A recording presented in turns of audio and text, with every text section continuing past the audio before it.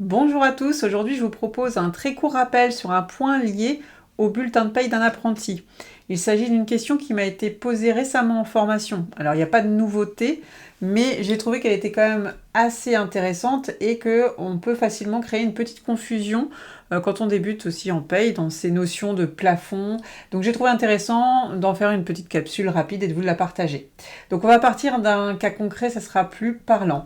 Voici la situation, donc là c'est un bulletin de paye issu du logiciel de paye Wages. Nous avons un salaire d'un apprenti à 100% du SMIC, donc en 2026, et il a été absent, autorisé mais non payé, une journée le 9 mars.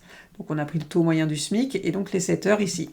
Son salaire brut est donc de 1738,93. On voit ici que le plafond du salarié a été proratisé et ici on a les cotisations, la base exonérée et la base non exonérée. Qu'est-ce qui s'est passé en fait comme confusion? La question qui m'a été posée, en fait, c'est une élève qui a vu une information dans le BOSS. Je vous la montre. Alors ici, nous sommes dans le boss.gouv.fr, nous sommes dans la partie exonération et exonération contrat d'apprentissage. Alors on va descendre jusque paragraphe 120, voilà. Et donc on m'a parlé de l'absence de l'apprenti, le plafond de l'exonération n'était pas modifié en cas d'absence de l'apprenti. Sauf qu'ici, attention, on parle de quel plafond? Eh bien on est dans le plafond de l'exonération. Ici, la confusion était liée au plafond. Quel plafond? On parle du plafond d'exonération des cotisations, les 50% maximum du SMIC sur les cotisations salariales. Je retourne sur mon exemple. Ici, en fait, on a le plafond d'exonération des cotisations salariales qui est maximum 50% du SMIC. Donc 151,67 x 12,02 x 50%, on a bien un plafond à 911,54.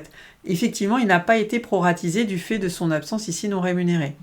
La base des cotisations, c'est bien la différence entre le salaire brut moins ce qui est exonéré, donc il reste 827,39. Alors attention aussi, pour rappel, cette exonération ne s'applique pas à toutes les cotisations, hein. Voilà, en fait, le plafond par contre de la sécurité sociale, hein, le plafond mensuel, lui, on va bien le proratiser comme tous les cas d'absence non rémunérés. Donc on est au mois de mars, en calendaire, ça fait 4005 divisé par 31 fois 30 jours puisqu'il a été absent un jour.